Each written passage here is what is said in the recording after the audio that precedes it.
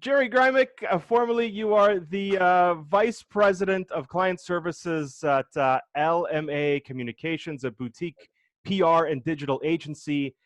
But informally, you're like me. You're a crazy little European guy who likes to travel, loves people, and wants everyone to have, everyone to live their best life. True or false? True, 100% true. Thank you so much for taking the time today to join me on the Fact Up podcast, good sir. I appreciate your time. Oh, brother, thank you, man. It's always great to chat with you and connect with people from the travel industry because I can't see you face to face for the next little while. So this helps a lot for me to sort of break out of the mold and be happy. We are total extroverts. We're out there. We're happy to be out. We're happy to meet new people. We're not shy for sure, which is great. And that's what helps out sometimes. It can get us in trouble, but sometimes it helps out. That's exactly it. And being an extrovert at this time, it's a little tough because you can't be extroverted. Right? No, you're right. We're basically, the roles have reversed. We're the introverts now, but, and you know what? And it's hard to think like that when you're traveling a lot of the time and whether you're going to the office, you're going out, even going to the store used to be such a simple thing. It's been topsy-turvy. It's mixed up right now. So you get that travel bug, you get that itch that I need to be out. You know, for years we'd be running into each other at events passively until one day, you know, the gods kind of forced our paths to cross, and we were at a loss, and you know, at why we didn't connect sooner. Yeah. You know, you handle, professionally, you handle a lot of tourism accounts from Canada, Dominica as well, the Florida Keys, Key West, Philadelphia, Cheapo Air, variety of hotels as well across North America. What's been the most rewarding part and inspirational part of your job? Let's start out with the positives before I ask you about the challenges. I like that. Good news first. I think it's just getting the different perspectives, and whether it's cultural or just the way things are handled locally. Like you mentioned Dominica in the Caribbean, it's the nature island. It's Dominica, if I could give you the elevator pitch, it's what the Caribbean was 40 years ago. It's the land that time forgot in a positive way because they literally it's all about the nature. It's not overdeveloped, not overrun with chains. Yes, there's a KFC there, but that's one of the few things, right? And it's amazing just to be in that culture because you sort of take a step back and say, you know what? That rat race life doesn't mean anything outside of this bubble that we're in. And it's crazy. And it's wherever you go. Like when I work in New York, it's a faster pace. And you go to Philadelphia and you find a different people and how you speak and how you just, interact with people even on the street.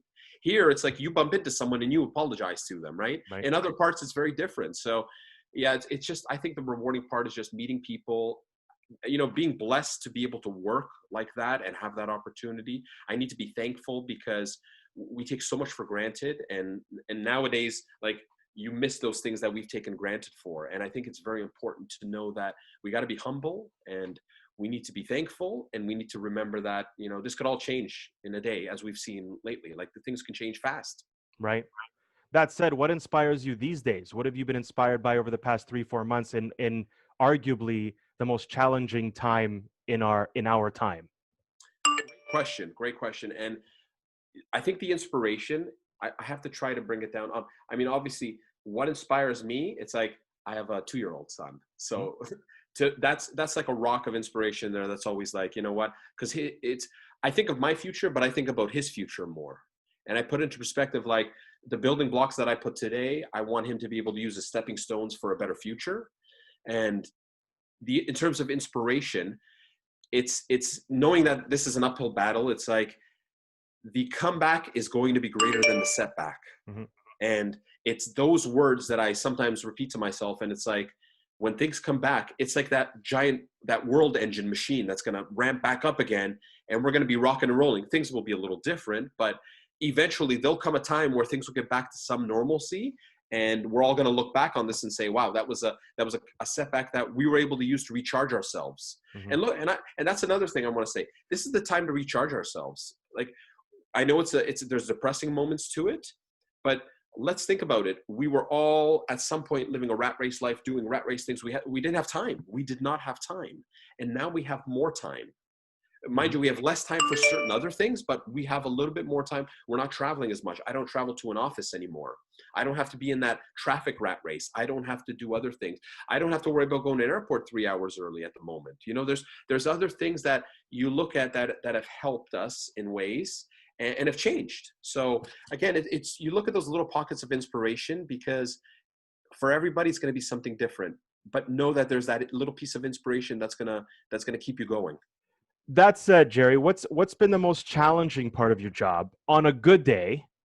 And talk about the challenges that you've had to go through over the past few months. How has the coronavirus impacted your promotion focus on destinations and experiences on a worldwide level? Great question. And this is something that, and I'm going to use travel as a focal point for this, because even though every industry has been affected, this one has been affected to the extreme. So I'm going to give you an example here, and I'm going to use Dominica again. Sorry to play favorites, but I'm going to use Dominica because there's a great example. It's not an easy destination to get to because you have to connect, and it's in the Caribbean. And I mean in that positive way. Now, here's the thing. Pre-COVID, I would have a difficult time speaking to people because some people are not familiar with Dominica. They mix it up with the Dominican Republic. So I'm trying to explain the Caribbean to them and show photos face to face, like we're actually physically, somewhere at a trade show or at an event. And I could show them like a VR tour headset. So there's my energy, from me being next to them, giving them information. That was already limiting, if you understand, because I'm not in the island. I can't get a feel for it. I'm just going to have to take your words and your face value and look at your fancy photos. Now imagine today, we're taking a step back further. I have no physical contact with someone. You can't feel that energy. I'm emailing and doing a virtual call. It's like a further wall of uncertainty. And sales. It's another wall of sale.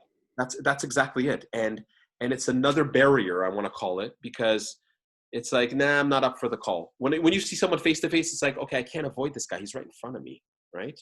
So that's been a challenge for travel people because it's all online now. And don't get me wrong, there's great tools out there. Like there are, like Winged Whale Media. I want to give a shout out. They do like 3D tours of destinations with writing and you sort of have like an overlay of like text and a script that's being spoken. So you get a feel for it, but nothing beats physically being there or being in person and getting to shake someone's hand or hug them or do something just to say, hey, this is how excited we are. Feel this energy of this destination, or sip this cocktail that I've made for you, or the food, local indigenous food. We can't do that. I could ship you a box, but it's going to take a while. It loses that personal touch. That's what's key. And that's just getting people on the idea of perhaps contemplating maybe the idea of going there, much less now talking about, safety precautions. I'm not hopping on a plane.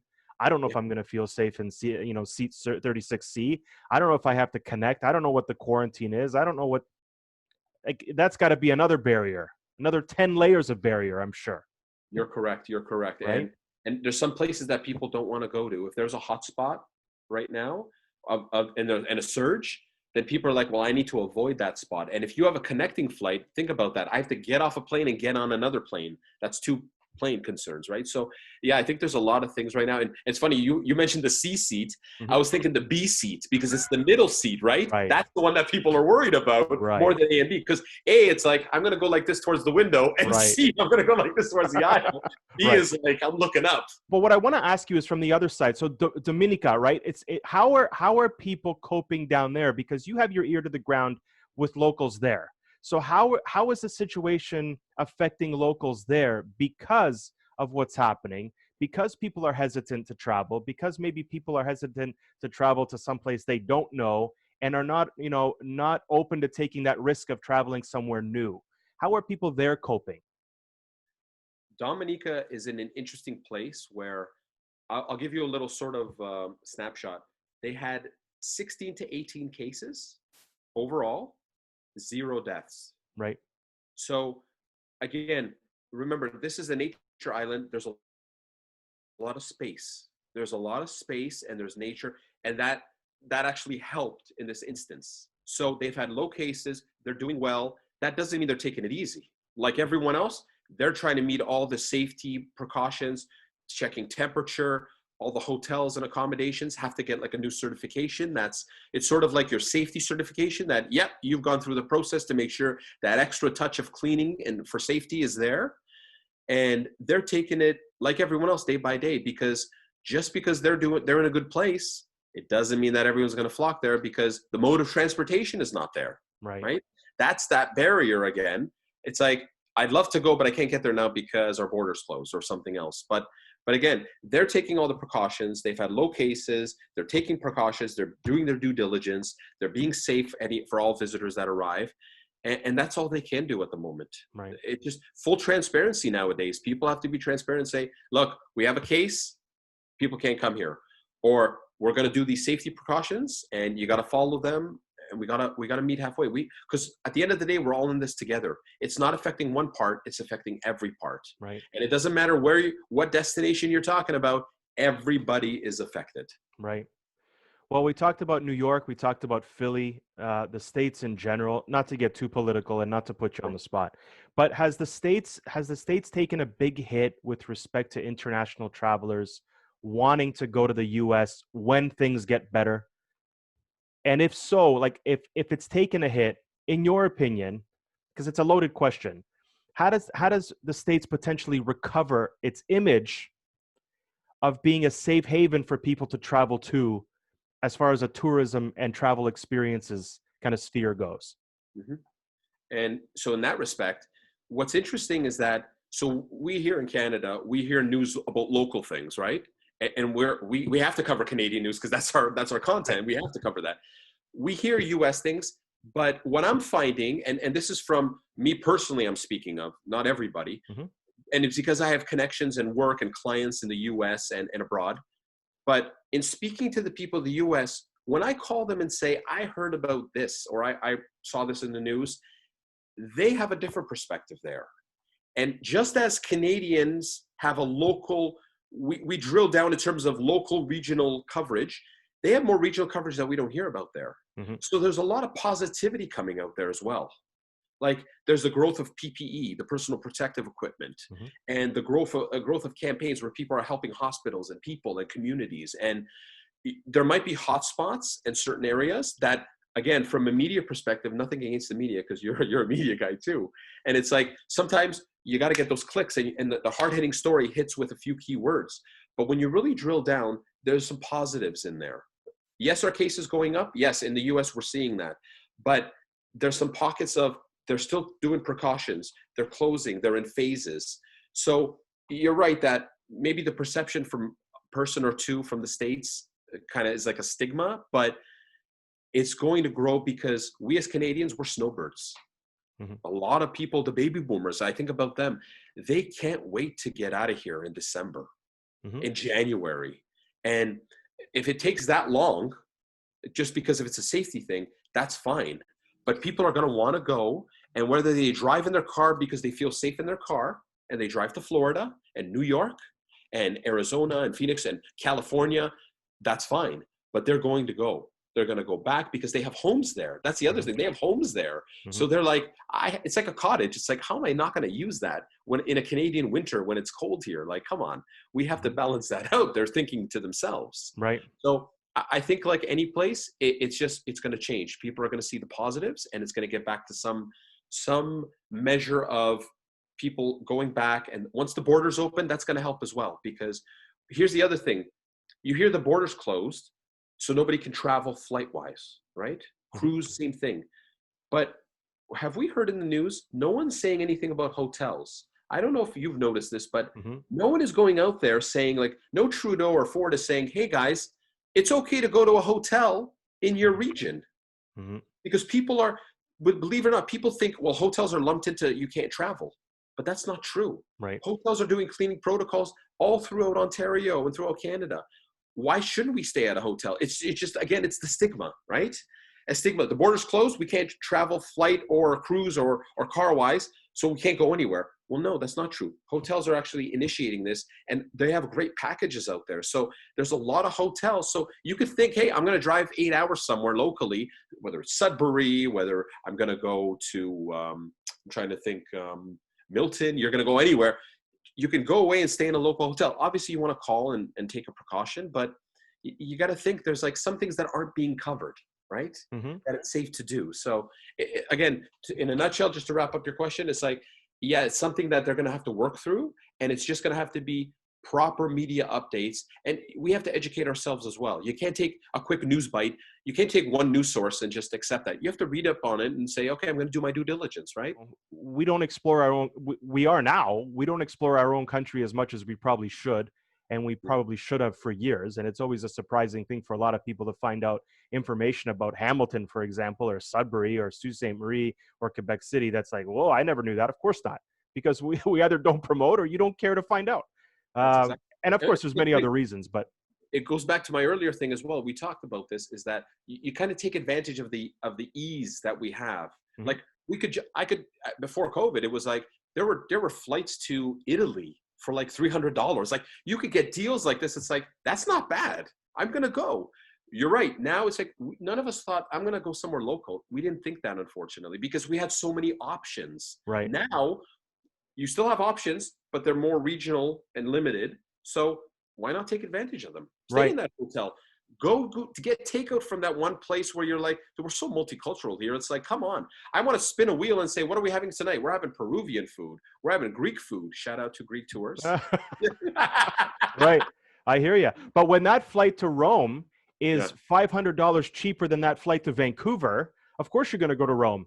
And then you'll spend that money in Rome to eat amazing food, to go to an amazing hotel. You'll spend that money, but I'm in Rome. No offense to Vancouver. I love Vancouver. But if it's cheaper to go to Rome, of course I'm going to Rome.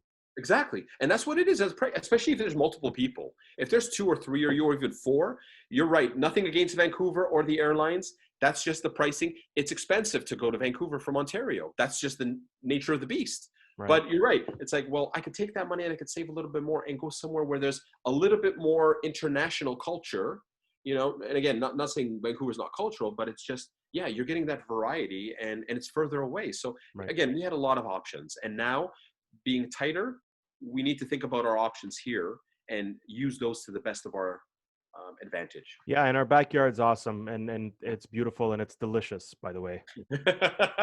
It's believed that even planning a trip boosts mood, Jerry. Are you finding yourself reminiscing about travel, even kind of emotional traveling? Are you doing any of that these days? 100%. And I llove to eat and I love food. I love No way. No way. What? Breaking news. Breaking news.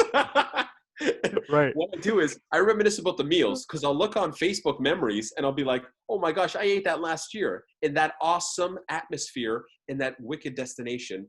I miss that. And it's hard not to think that and said, oh my gosh, I stayed at that hotel. And it's the little things that you, again, you take advantage of, you forget. It's like, I stayed at that hotel and there was an awesome buffet for breakfast. It was like, oh my gosh, that's going to change now. The whole perspective of it changes. So it's like, yeah, you know what? It's like, we had it good. Like, you think back and at the time you may have thought, it was okay. But hindsight, it was good. It was good. And we all do that, right? It's that couch. It's that couch traveling, the couch memories. You sort of think back and like, that was a fun trip. You forget about the little nitpicks, right? Like my baggage didn't get there on time, or there was a delay of 40 minutes. But at the end of the day, it was like, it was an overall good experience. Right. Totally. Yeah. I think that's what also drives me to an earlier question, that inspiration. You remember the good times and you want to go back to those good times. And that's what's going to be your inspiration, that carrot at the end. Right. Well, how do you immerse yourself in an experience? How do you feel the moment on a trip, personally speaking? Do you kind of sit in the chair, look around, take a breath? Do you taste every flavor of the shrimp? What do you do to immerse yourself in a moment? And it's it's a loaded question. But personally, I'll give you an example. Like if I'm in the ocean, for example, I'll just look around and I'll look at the different shades of blue. I'll put my eyes right along kind of water level, and I'll just kind of make sure that I'm looking at every kind of shade of the turquoise. Or I'll taste something and I'll make sure that I'm having this meal and it's awesome, and look at the surroundings. How do you immerse yourself in a moment? Oh, I like that. I like that. And again, we've all traveled a lot. I don't want to say I've traveled more than you, but it's funny how everyone has a different method.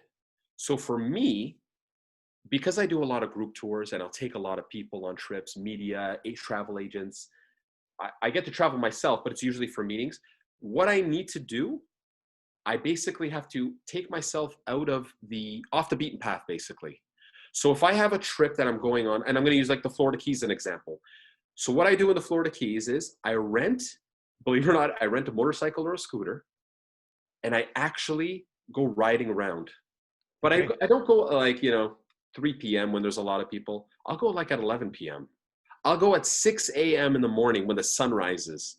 And it's like, it's me and just the regular people. It's not the showy stores or anything like that. It's just regular community people there. I feel like I'm a person in the community there.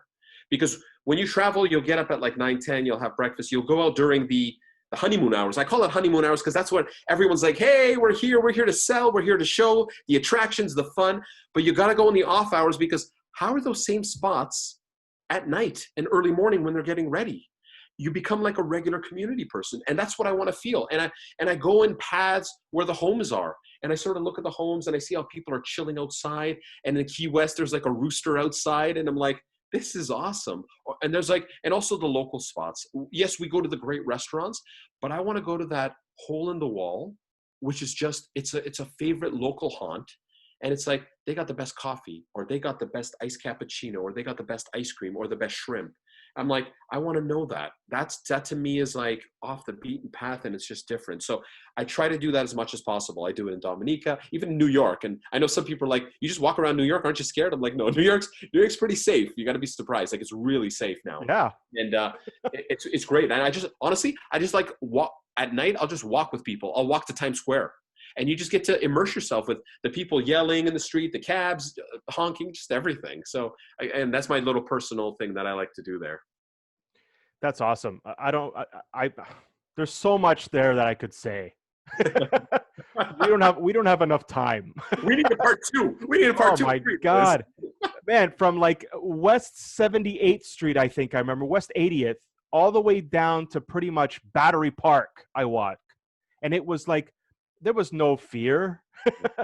There was none. I had more people talking to me walking down Broadway than I've ever had in my life walking down Yonge Street. Yeah, that's so true. Yeah. And it's so, anyway, there's so much energy. Anyway, there's so much to be said. There's so much to be said.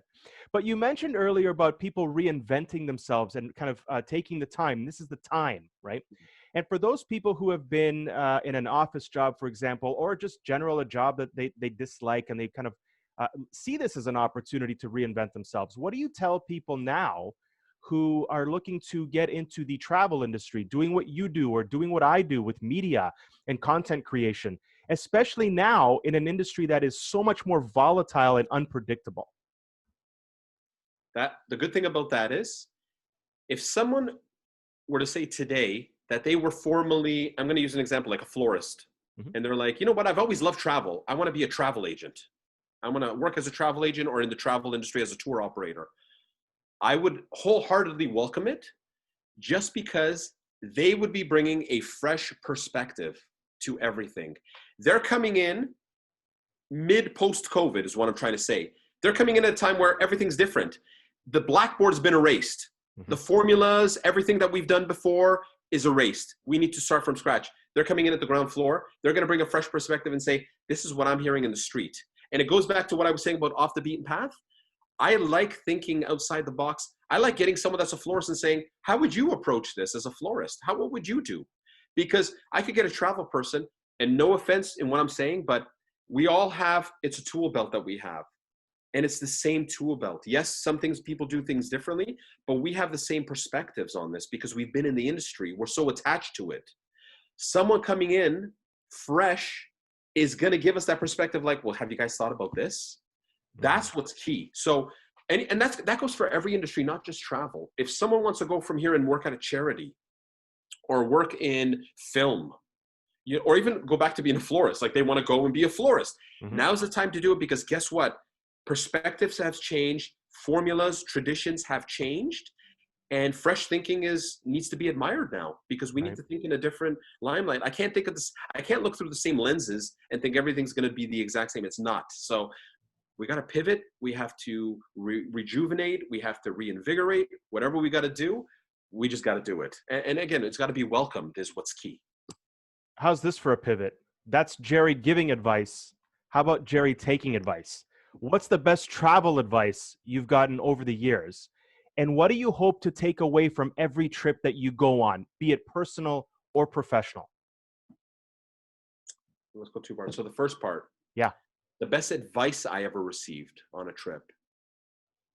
It's interesting. I told you about the off the beaten path thing I like to do, but there's times where we have a schedule, unfortunately, and it's because we're trying to cram in as much as possible within the 4 or 5 days. And it's funny, the best advice, I was rushing one day to eat a meal. And this is the funniest thing. The person didn't know me, but they said, hey man, you need to like stop and enjoy the waves. And I laughed because I was like, well, they don't know me because I like to do this off the beaten path thing.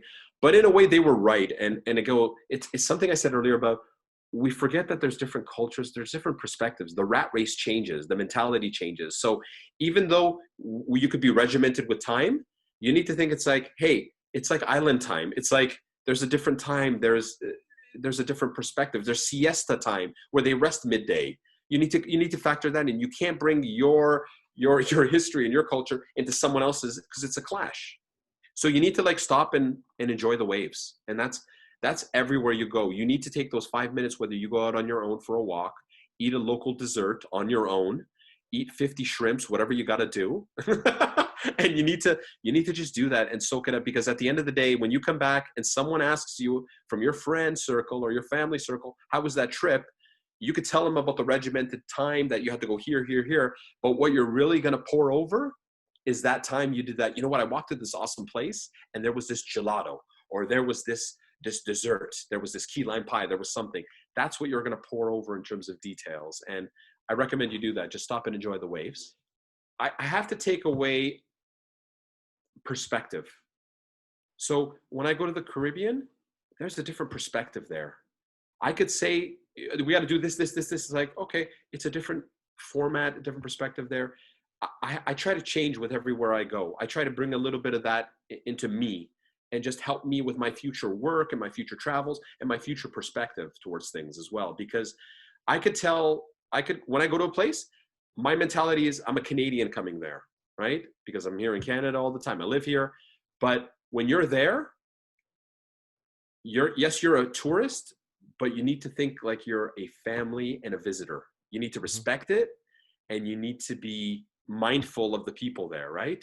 You can't, I'm gonna cross in front of cars because I'm from a different place, so I'm above it all. You're not. We're all in the same boat, because they could come here and treat us the same way. We need to be respectful of everything. Well, you work with a lot of influencers, and it's a nice segue into my next question. There's something to be said about influencers and high numbers social media wise and engagement and followership, et cetera, et cetera. But do you think there should be kind of a redefinition of what an influencer is? And I'm going somewhere with that. There's been so many selfie sticks. There's been so much, I'm going to take a photo, I'm going to look at the photo, I look great or I look bad, I'm going to take another 50 photos and I'm going to see if I look great, and then I'll move on. I don't look at what I'm taking a photo of. Yep. I don't taste the food I'm eating, all because of that photo, because I have to get it up on social and I have to let my followers see what I'm doing. Should we redefine what an influencer is to make sure that the people that you're bringing on these trips are actually there humbly, respectfully, with a lot more perspective and appreciative of not only the experience, but the culture they're kind of getting themselves ready to immerse themselves in? You're actually right on that. The whole perspective on influencers, and you're right. I've worked with many over the years, and I continue to.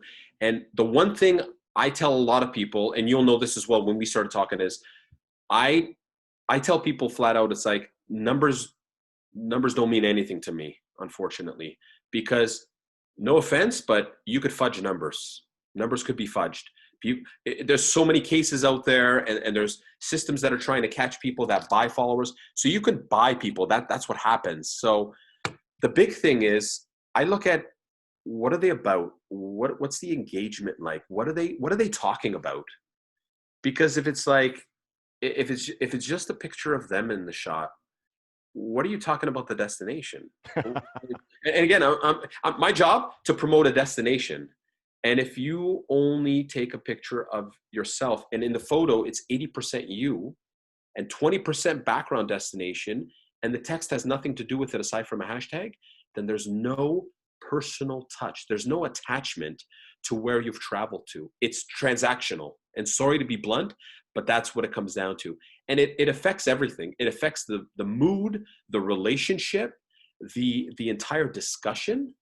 And I'm going to use an example. Your posts, you did a post where I believe you were in Greece, in Athens, and correct me if I'm wrong. Mm-hmm. And there was a few where, for example, you said, I saw so many great things, but it was this woman sitting on the street selling clothing. Yeah, that was Belgrade. That was in Belgrade. Sorry, thank you for that. Yeah. And there's another one, it might have been Belgrade as well, where you were looking for directions and this woman came out of her house to help you. That was Rhodes. And when you came back, this woman was waiting for you. This post you did, when I read those two, it meant more to me than so many things because it talks about the locals, the culture, the perspective. And I mentioned it before, there's a thread throughout this entire hour. So I want people to watch this entire interview because there's a thread throughout it. Yeah. And it's, you're picking up the local perspective. You're traveling there like a family member, because that's like a family post. Hey, this is my mother and she waited for me to come down. Right. That's how you're treating it. And that to me, it's more emotional in the positive sense of the way. You're selling a feeling and a perspective. And honestly, you know, there's different people and all the power to them. Like everyone's got their own roadmap of how they want to present themselves. But I find that more and more, and you see this as well, there's a whole thing about transparency nowadays. Things have gotten real. And I don't mean to be like joking, like things have gotten real in the last 5 months, not just from COVID, but so many different movements and everything. And we can't have that false lens anymore because it doesn't resonate anymore with people. People want reality. They're like, this is the cold hard facts. We're in this together and we need to share reality.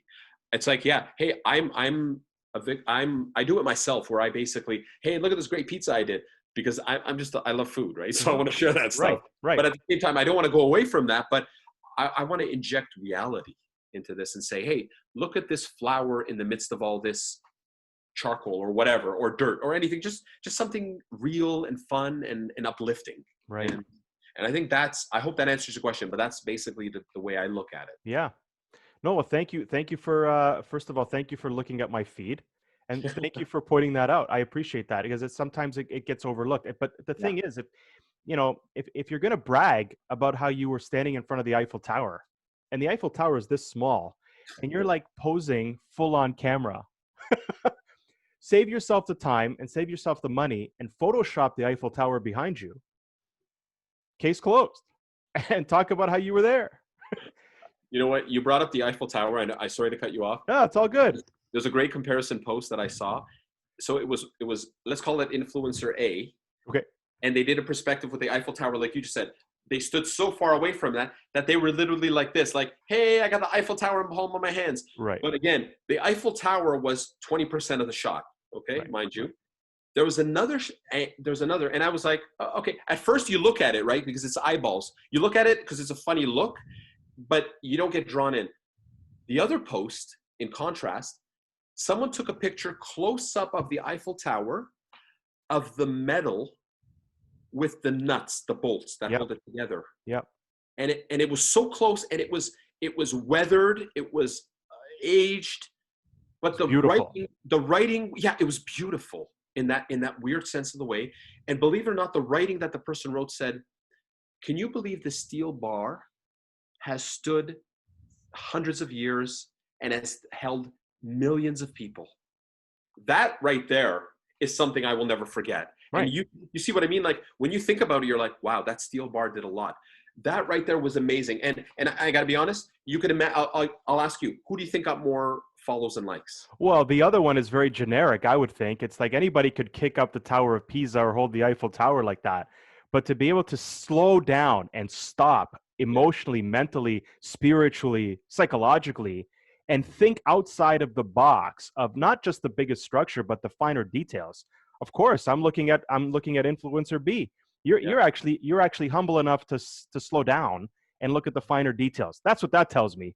And believe it or not, the influencer A got more likes. Of course it did, because it's something. We could go on and on, man. Yeah.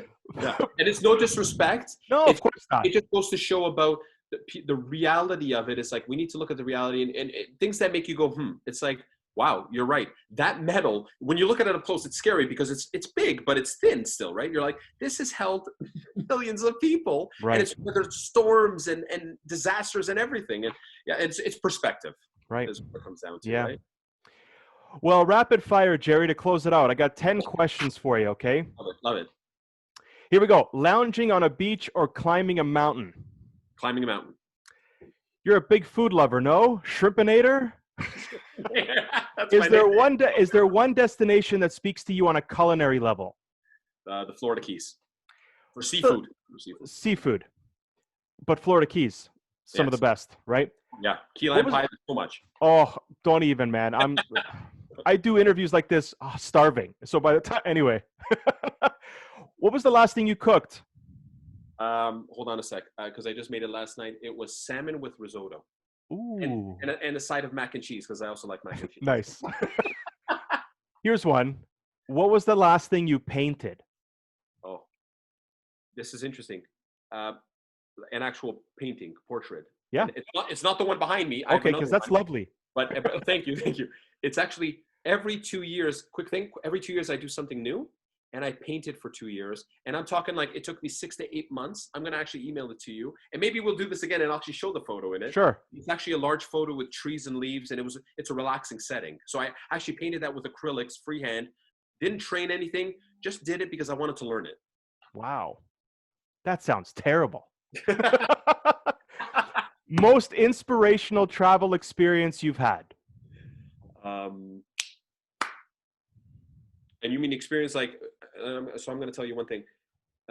Meeting a family and hearing the story of how they do not have a fridge. They do not have a freezer. They have basic cupboards, and sometimes they don't have running water. And they basically eat every day. They eat for that day. And I don't know if there's a time limit on this, but at first I was like, so what do you do when you buy food, like bulk food and stuff like that? And I stopped myself because that's not how they live. And they live day to day. And guess what? They're happy. They're not thinking, like, no offense, a lot of us, we buy things in bulk. And I do this myself. I'm like, oh crap, I only have 3 boxes of this. I got to buy 2 more. So I do that, but they live day to day and they're happy. And it's a simple way of life. And I hope that answered the question, but that is like inspirational right there. It's like, we need to take a step back and be real and just simplify things. Yeah, it's very subjective, my man. So whatever inspires you is no one can argue that. That's subjective, and that's lovely. Typical day. Do you show people more pics of your last trip or your boy? You know what? Believe it or not, more of my last trip. And nothing against my son. We've been so private with my son because we're such a social community, all of us. I want to take something that's very private and I want to keep it that way. And that's why there are no pictures of my son online. I just want to keep that private until he's of age where he wants to do that more. Like, I want to keep that just for me and my wife. Just sure. Yep. What irritates you more, disrespectful tourists or flight delays? Wait a minute. The tourists that I'm bringing with me or the tourists where I go? Generally. Naming no names, by the way, obviously. But if you know them. But generally, disrespectful tourists. Sorry? You mean what do I hate more? What do you hate more? Disrespectful tourists, generally speaking, or flight delays? You know what? Disrespectful tourists, I'm going to say, because with flight delays, I can just go to the lounge and enjoy something more and eat. Right. Do that. Right. I know what you're going there. I know where you're going. What's on your road trip mixtape? Oh, great. Oh, that's a good question. And I have been known, I'm going to share with you, I sing with every song that plays in the car. Jerry So Grymek karaoke. Jerry Gry karaoke. He is the karaoke Gry, and I sing every song, and it doesn't matter if it's Adele or if it's Lil Wayne, if it is rock songs, it's everything. But again, because I feel like I'm an eclectic mix of everything. It's that Gemini side of me. I have different moods, so I'll listen to heavy metal, I'll listen to rock, I'll listen to R&B, I'll listen to rap. Try to listen to like hip hop as much, just a balance of everything. And there's times where I'll put in classical music when it's soothing. So Mhm. honestly, it's a balance. But I can tell you the last song I was probably listening to was probably a Drake song. Okay. And it was The Weeknd as well. So I was Right. listening to a lot of The Weeknd because it's soulful and soothing. But you draw the line at Milli Vanilli. No, I don't. No. Actually, Milli Vanilli, I don't. Because they are a classic. Yes. In the days when lip syncing started, Yeah. people gave him hell, but look at it nowadays. So come on. Ahead of the They were curve, good. man. They were 15, good. 20 years ahead of the curve. Why do you travel, Jerry? Why do you travel? And you know what? It's not for work. It is for work, but I want to travel because I get it from my mom. My mom studied travel and tourism and hospitality, and my mom has a travel bug, and she travels multiple times a year. And God bless her for working hard and being able to have that availability to travel. And she treats every trip with like this amazing perspective of, and I make fun of her because it's like rose-colored glasses. And I'm like, she goes there with rose-colored glasses. She wants to meet the locals and donate things. And I think that's great of her. And I think it's ingrained from a generational thing where I've always wanted to travel, and to get to do it for work is a huge benefit and bonus that I'm truly humbled and thankful for, because to be able to do things that you like, it's amazing. It doesn't become work. You see what I mean? It becomes more of a fun thing. Right. My last question, Yeah. where do you feel your soul lives? Oh, good. Oh, I like that. So of all the trips I've done, and for something about, I gotta say, I don't know why, but there's something about Montreal. And I have a little bit of French in my background. I'm going to confirm with my family, but I know with my mom, there's a little bit of French in the background. Something about Montreal is such a draw. Whenever I go there, I feel as if I could live there. It could be a second home. And I feel like you feel a connection is what I'm trying to say. Like you feel like this is very familiar, and like I've been here before and I've experienced this, and I can easily immerse myself here. And again, because it's Canadian, it's not that much of a stretch, but it just feels, something about it feels right. And that's what it comes down to. Jerry Grymek, thank you so much, my friend. That's it? No other questions? I want rapid fire. I love this interview, man. Thank you so much for taking the time. I know you're a busy guy. It's the Fact Up Podcast. You're Jerry Grymek. Thank you so much for taking the time. It was a pleasure. It's always a pleasure chatting with you, and I love this. And definitely we got to do this again, but I'm hoping to do this again in person, man. Thank you, Jim. And if I could quickly tell you, listen, I've kept in touch with you. We've talked over the years. You're an awesome guy. You do great work. Remember that. We need to be thankful for things, and we need to compliment people as well, because that's been a lost art. And I want to say good work on your Greek tours, the food tours, good work on the Fact Up podcast, everything you're doing. Keep on staying on the course. You're going to do great, man. Thanks, man. I appreciate those words, and I appreciate the sentiments and the emotions. I'm going to get emotional. You're like a brother, man. Thank you, bro. Thanks, man. And stay safe and take care of your family, and we'll do it again real soon, hopefully in person. Yes, please. Let's do it. Round 2. More questions, more food, more talk. I love it. Ciao, my man. Thanks, bro. See you.